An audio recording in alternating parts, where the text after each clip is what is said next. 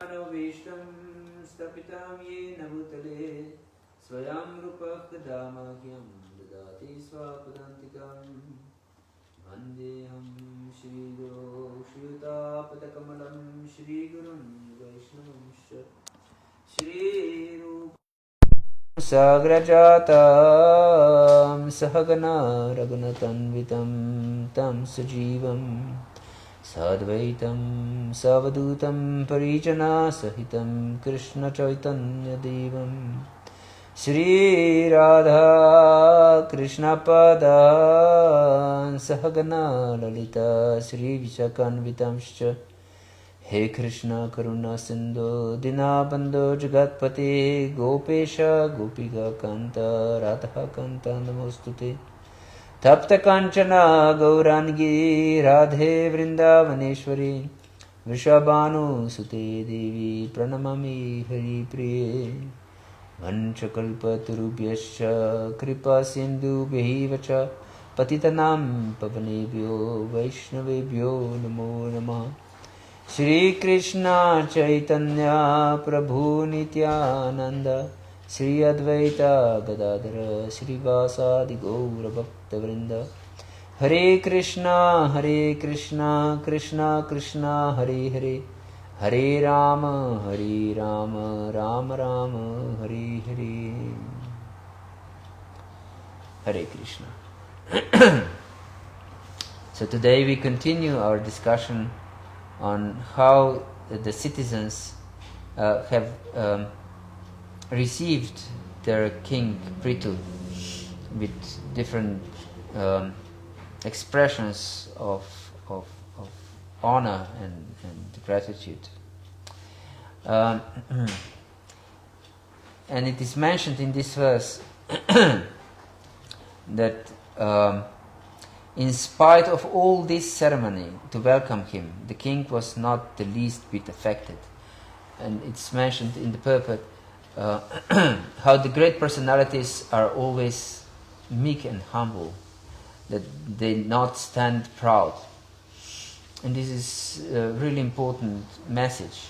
But before we will discuss this, there is one other point that we didn't cover yesterday. And in yesterday's verse, it was mentioned that the king was welcomed also with Kanya Kumaris, with young virgin girls. And that these young virgin girls are auspiciousness for the society. Yes. And it is mentioned in the purport by Srila Prabhupada how women are to be always protected in youth by their by their fathers, in during the mature age by their husbands, and in old age by their grown-up children.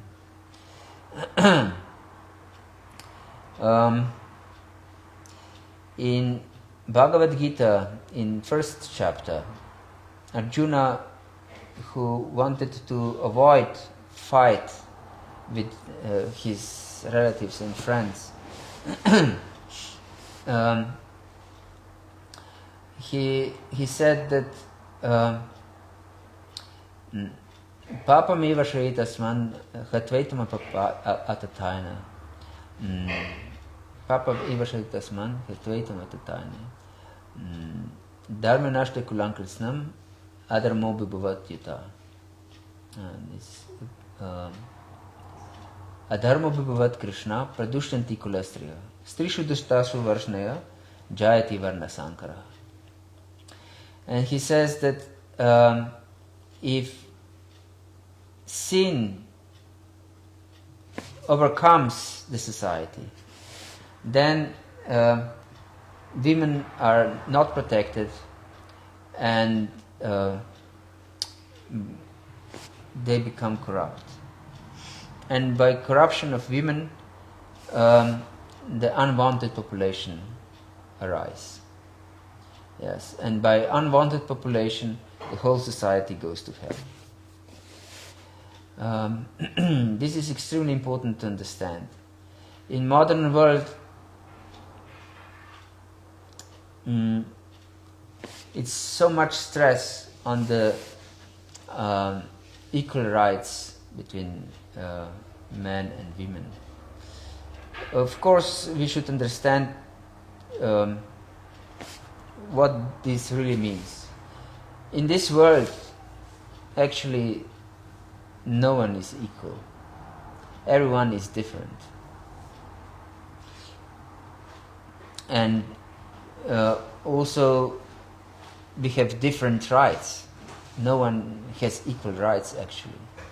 For example, it is expected from the young person who travels by bus, for example, and it's full bus, that he will stand up and give a seat to an elderly person. And if he doesn't do this, he's considered rude and unpolite. So this elderly person has, we can say, right to sit, and this young person doesn't have. He doesn't have the same right to sit as this elderly person. And so children, they don't have the same right to decide what to do and what not to do as their parents. It's the duty of the parent to instruct the child and to discipline the child. If he doesn't perform, if the parent doesn't perform his duty, he abuses the child, actually. So we should perform our duty according to our social role and social position. Yes, and because women are by nature weaker sex,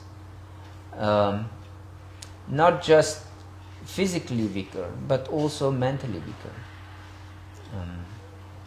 because they are more emotional, and this is needed for women to be emotional, because if women are not emotional, they cannot take proper care for children. Men should be tough. Yes. If men are emotional, then they cannot protect anyone, not even themselves, what to speak of their dependents. So everyone has his role in society and in life. And if we follow this role according to Vedic principles, we can achieve prosperity in this world. This is explained in the third chapter of Bhagavad Gita. Sahaya gyah prajashturstva purovacha prajapati anena prasavishtadvam esavustvishta kamaduk. That the Lord, at the beginning of creation, He created yagya, a sacrifice. And sacrifice doesn't mean only to throw some grains in the fire, if we are Vedic.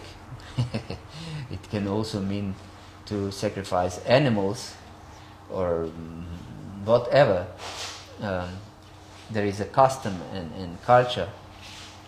But sacrifice really means to devote our property, our intellectual property, our emotional property, our physical property, whatever we have, whatever abilities we have, for Lord's satisfaction.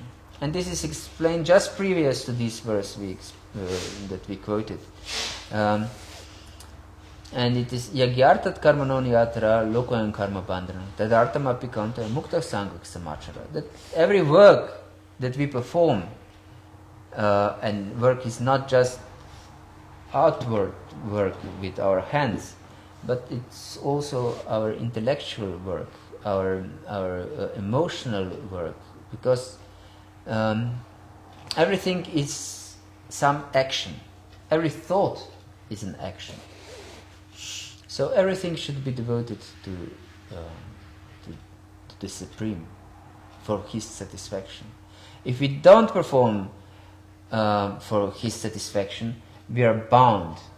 Yes, we are just slaves of this world. So, to follow this social etiquette is also some kind of austerity. Because maybe this young person who is commuting on a bus, maybe he's tired. Who knows what he had to perform this day, or if it is morning, how his night was passed. Maybe he's sick even, or anything like this. But it is expected from him that he will give his place to an old elderly person. So this is also a sacrifice. So it's not easy. Sacrifice is not always easy. The word sacrifice, it means that we make something sacred. Yes, this is important. So we should make our life sacred. And women's chastity is something extremely sacred. So virgin girls were considered to be something extremely sacred in society. Now, of course, because the whole society is deluded, people don't appreciate much this virtue of women, and therefore the society is completely degraded. Because women are first gurus of society. Yes, we should understand this. That women are first guru of societies. Whatever mother says goes extremely deep to the heart of a child. Yes, because the child is completely dependent on his mother, especially if he is properly cared for by his mother. In modern world, majority of children, and that means great majority of children, practically every child, is terribly abused. People of modern world speak a lot about children's rights and how not to abuse children, but the same society extremely abuses children, because majority of children are deprived of the most essential thing in life, the most basic right that they have, and that is mother's love. Mothers are sent to work, to pursue their careers, and so on. And this is extreme abuse of children. Yes. If the child doesn't have mother at home, this is a child abuse. Because a child needs his mother. The child needs mother's love. If the child is left to some strangers, and people in kindergartens and people in schools, they're strangers. They're not mothers. Even if they're good by heart, they cannot replace mother. No one can replace a mother. No one. No one can replace mother's milk from her breasts. Nothing can replace mother's milk from the breasts. Nothing. And if the child is deprived of this is the worst type of child abuse. And this child abuse is supported by modern society. So we should know that we should take good care of children and don't deprive them of mother's love. And mother's love is expressed through Krishna consciousness. If mother is not Krishna conscious, her love is just a sentiment. Yes. And actually puts the child in the lap of death. Not that the child is protected by his mother, but is killed by the mother if the mother is not Krishna conscious. Because then mother will put material consciousness into the heart of a child. Yes, and material consciousness means death. It's as simple as that. Very simple mathematics. If we have material consciousness, we'll die and we'll be reborn again and again and again, and we'll suffer material tribulations again and again and again, as we suffer now. Everyone is suffering. So it's proof. This is a proof. If we don't develop Krishna consciousness, we'll be just left to the slaughterhouse of material nature. So mother has great responsibility to give love to her children, yes, and to teach them Krishna consciousness by her own example of complete dedication to chanting of the holy names. Yes, because without her sincere chanting, the children will not have faith in the path of bhakti. But it is also important to understand that men are responsible that their wives are devotees. Yes, this is great responsibility on man. If men are not strong, then women will not feel protected. Because if the man is weak and it can be commanded by a woman, then such a woman, even if she has a command, she will not feel protected because she's more powerful than her protector. If he's under her command, so that means that she's more powerful than he is. And no woman, I have never met a woman in my life that, and I'm not so young anymore, that she would like to have a weak husband or a weak boyfriend. Yes. So no woman likes to have a weak husband. So, but if the husband is weaker than she is, that means that she doesn't feel protected, and therefore she's not satisfied.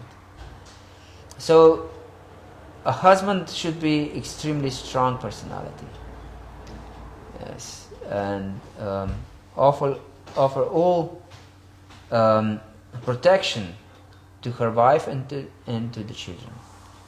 Yes, and women are by nature more emotional, and they should be, because otherwise, how can they care for a little child?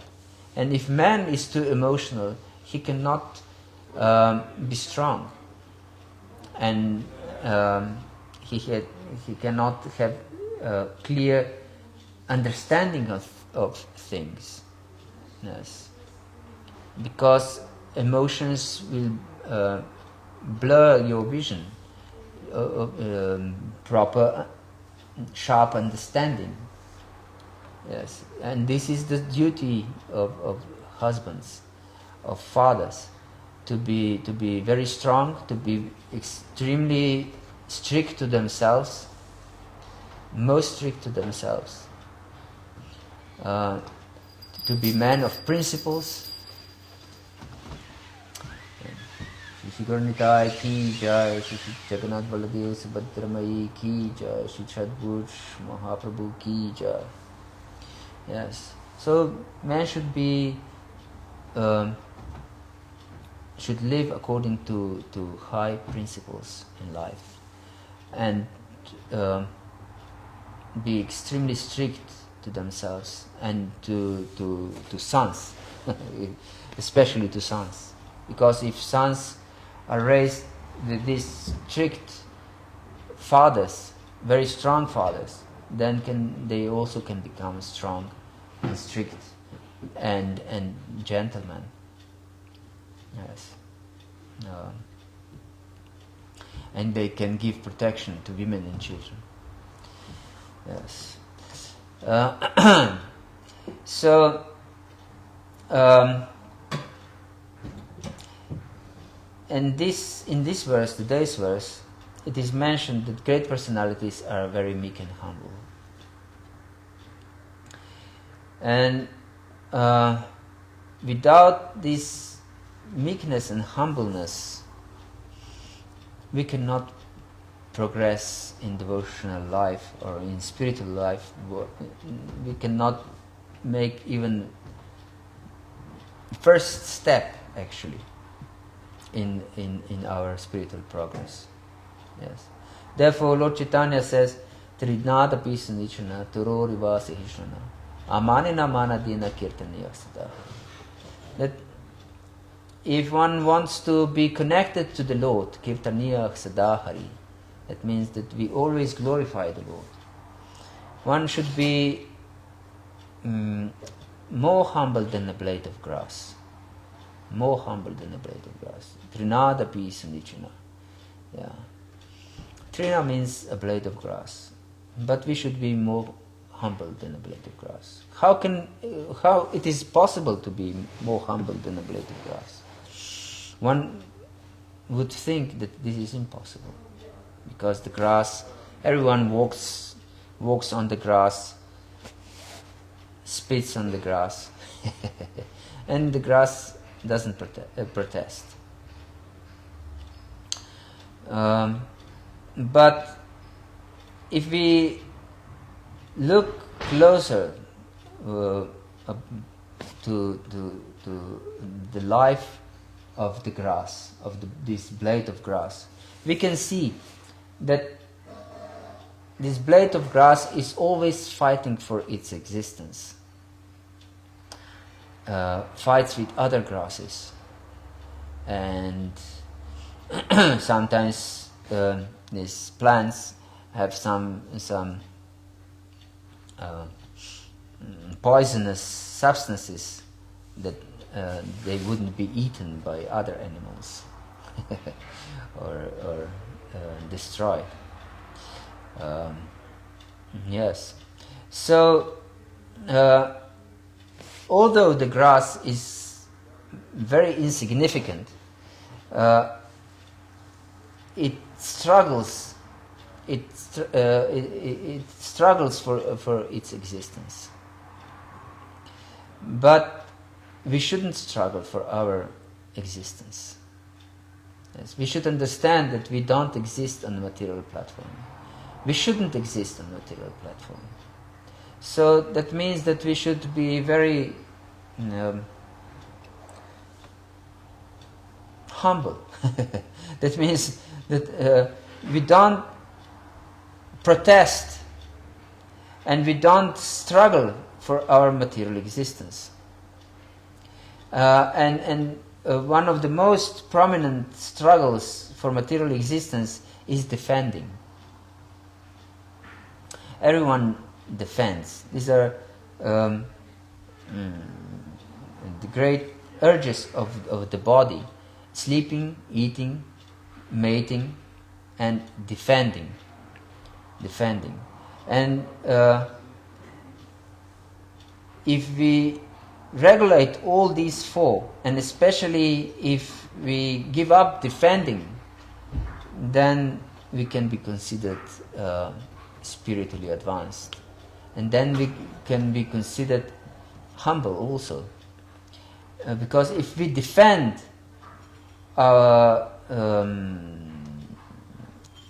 existence, that means even if we are wrongly accused by someone, if we defend ourselves, that is a sign that we want to protect our existence, our material existence.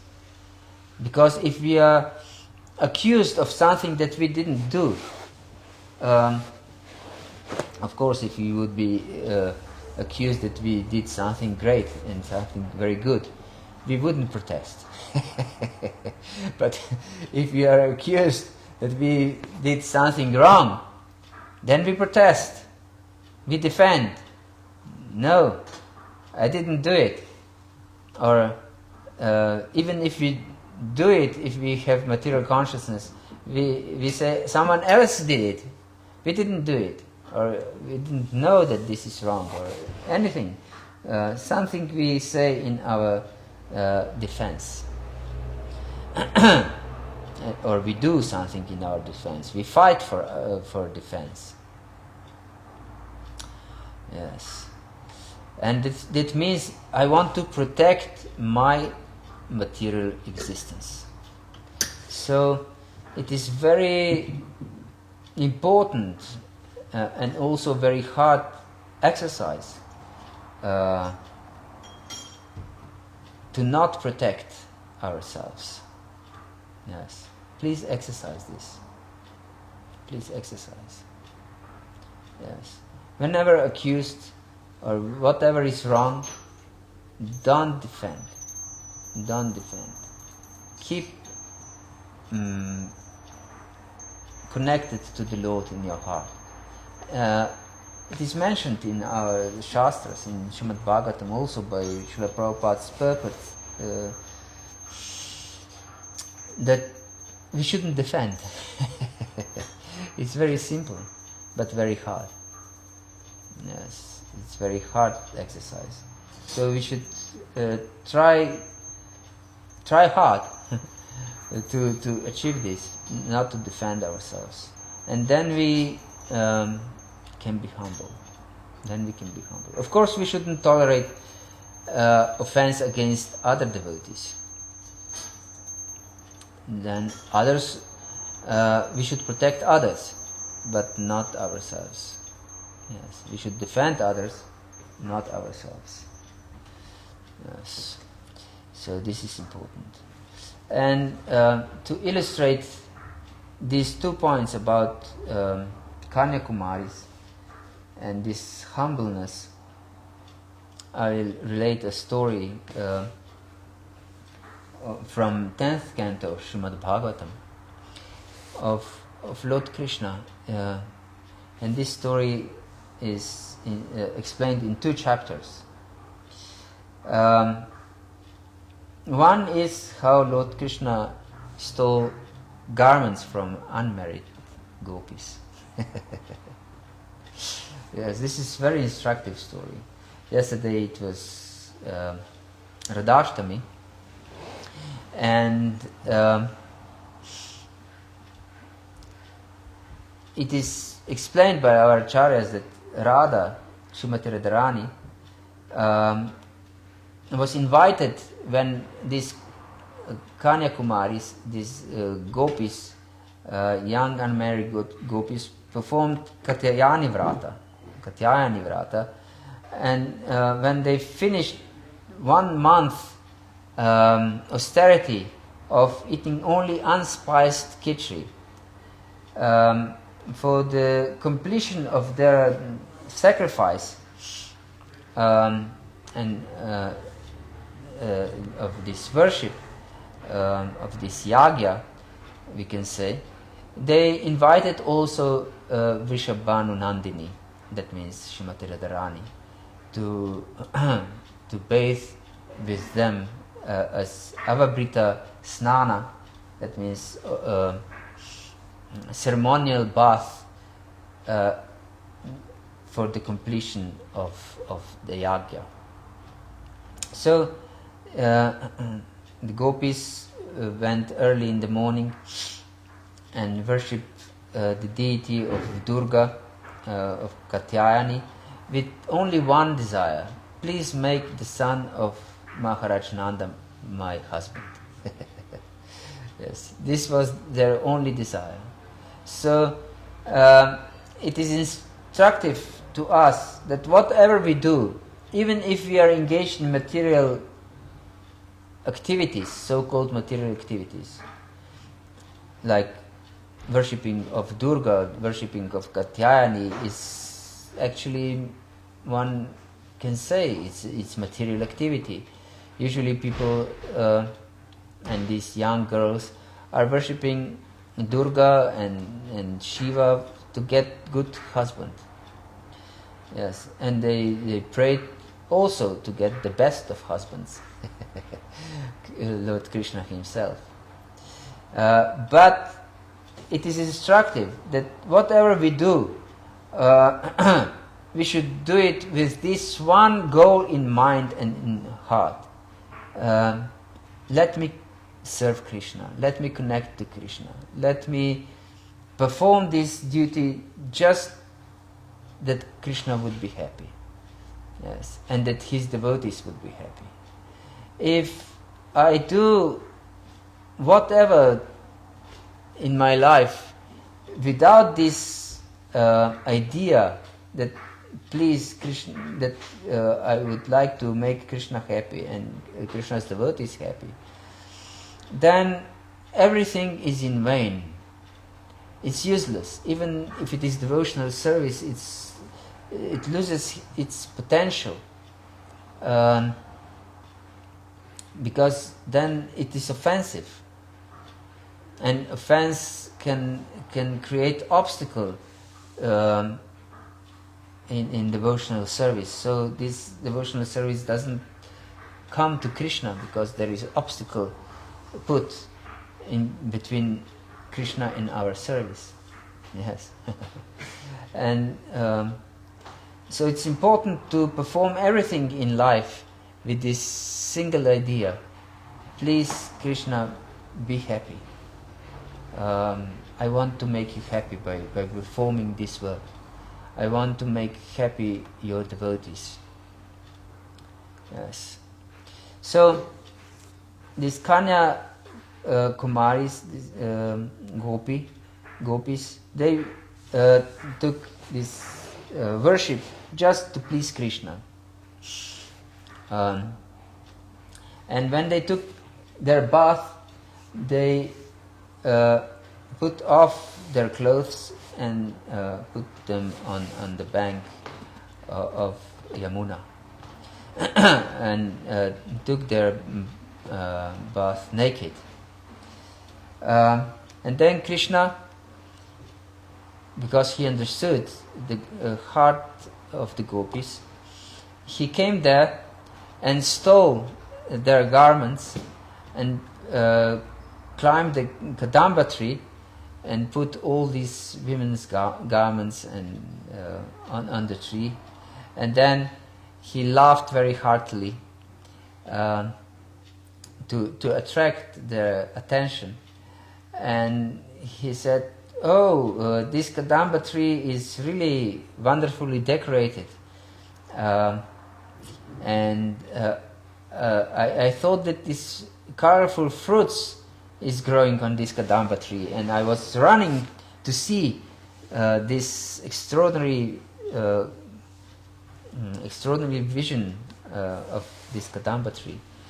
But I can see that there are colorful garments "Do you know, gopis, whose garments are these?" And they said, "They're our garments." And Krishna asked them, "But how that you put these garments high in the tree?" And the gopis said, "You stole these garments," and took them up the tree. And Krishna protested, "Do you call me a thief? Do you think I'm a thief?" And then gopis, they didn't want to accuse Krishna to steal, and they said that we don't know, but these are our garments. Just look and then see if they're men's garments or women's garments. And he said, "Yeah, I understand that because they are colorful, they are women's garments. But who knows if these are your garments?" And the gopis protested, "How can be any other's garments than ours?" And he said that maybe some other women are coming here and worship Durga, Katyayani. And they said, "No, only we are here." And Krishna said, "You foolish girls, you don't know that the demigoddesses come every night here and worship Durga." And they asked, "And why would they leave these garments in the tree?" And he said that you don't know anything. These demigoddesses will come this evening again, and after worship they will don these dresses again. So they would play such games, word games, here and there. But the point for us is, and which is also the message of these Kumaris, also expressed in this chapter, it's purity of heart. And that means that we should, in front of Krishna, we should take off all our upadis, all our garments, and put them away. To be completely naked in front of Krishna. Yes. And we should offer, as these gopis at the end, they came out of the water and offered their obeisance with folded hands above their heads, so they completely didn't cover at all, nothing in front of Krishna. So we shouldn't cover anything in front of Krishna. We should be completely naked in front of Krishna. Yes, naked of all our upadis. I'm this, I'm that. I'm a man, I'm a woman, I'm a child, I'm a grown-up person, I'm old, I'm young, I'm Christian, I'm Muslim, I'm Hare Krishna, I'm I don't know, Bulgarian, Slovenian, Chinese, Indian, whatever. These are all upadis. Sarvopadin vinirmuktam tatparatvena nirmalam hrishikena hrishikesha sivanam bhakti ruchati. We should give up all these different upadis, these material designations, I'm this, I'm that. Yes, because these are just distractions from our relationship with Krishna. So this should be given up. And then when Krishna gave back these garments to the gopis, and they donned these dresses again, these were not the same dresses as before. These were dresses with Krishna's smell, nice fragrance of Krishna, because Krishna put these garments on his shoulders, and so it was permeated by his extremely sweet smell. So whatever social position and role we have, we can then, when we offer this completely in complete nakedness of soul to Krishna, we can also play our social role, but with this fragrance of Krishna. Yes, that means that we are completely dedicated for His pleasure. Then our work, our role of fathers, mothers, students, Hare Krishnas becomes spiritualized. Yes, becomes Krishnaized by Krishna's fragrance. Yes, if it is done for His pleasure. If it is done for His pleasure. Yes. Then these upadhis will be the means of our service. Yes. But we shouldn't, of course, identify with them. Yes. And then, after Krishna performed this lila with the gopis, he went with the boys and Krishna started to glorify the trees in the forest. And he said how the trees are standing there for the benefit of everyone. Anyone who comes to the tree doesn't go away disappointed. Either he gets fruit of the tree or leaves from the tree, or he can sit in the shadow of a tree, or if he's needs fuel, gets fuel from the trees. Everything we can get from the trees. And he explained Etavat jana safalyam dehinamiha dehishu pranar artardhyavacha shreya acharanam sada. That we should perform beneficial work to others by our life, by our wealth, by our everything we have. Yes, that this is everyone's duty. Yes. Itavat janma safalyam. That we should live only for this, for the benefit of others. Dehinamiha dehishu. Every embodied living entity. Yes. Prana artar dhyavacha. That means with our life, with our prana, artha, with our wealth, with our intelligence, dhya, and vacha, with our words. We should serve everyone in this world. Yes. So we should engage in Krishna's service, and by performing Krishna's service, we should serve also every other living entity. And he, by this example, he wanted to give example how even the trees which serve other living entities are better than brahmanas that don't serve other living entities. And then he sent his cowherd boyfriends to these yagyak brahmanas who performed Angira's sacrifice, and with the request for food for Krishna and Balaram. And they didn't give them food. They performed sacrifice for the purpose to attain heavenly planets.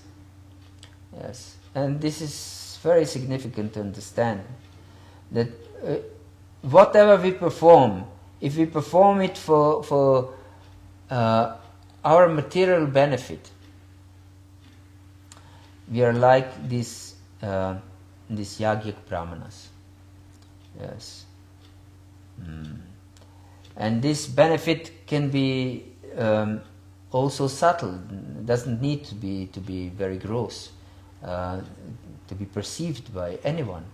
Maybe it looks like it's completely for Krishna. It's dedicated for Krishna. We may use every single penny for for Krishna's service, we can say. But we want to be recognized in the eyes of others, maybe.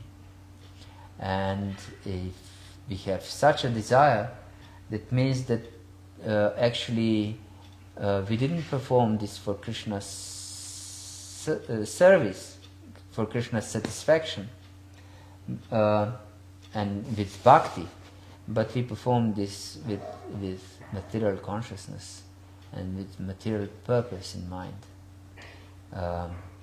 Yes, with the desire to enjoy heavenly pleasures, actually.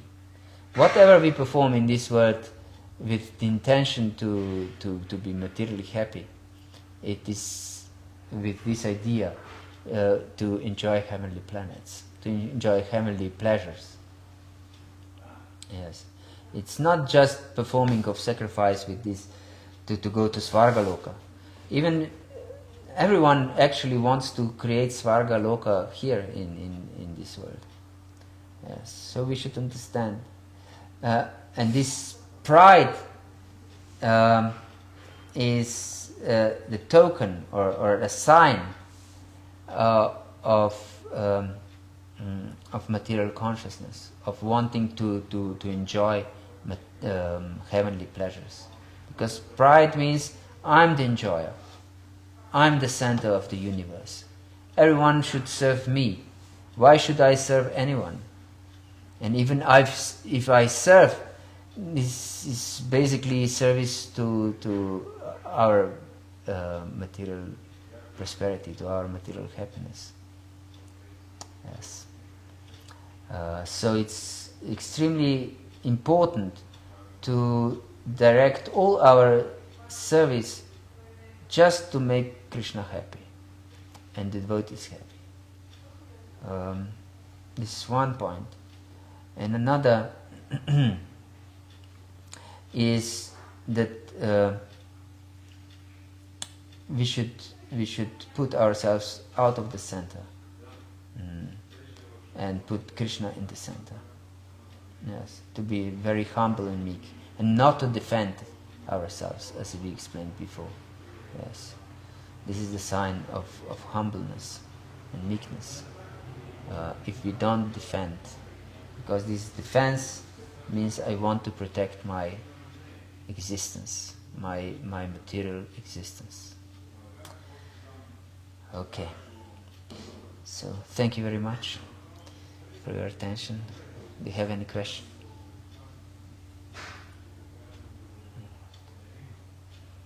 Hare Krishna. Shri Prabhupada ki jai, Gaura Bhakta Vrinda ki jai, Nitai Gaur Premanande, Hari Hari Bol. Please accept my humble basis.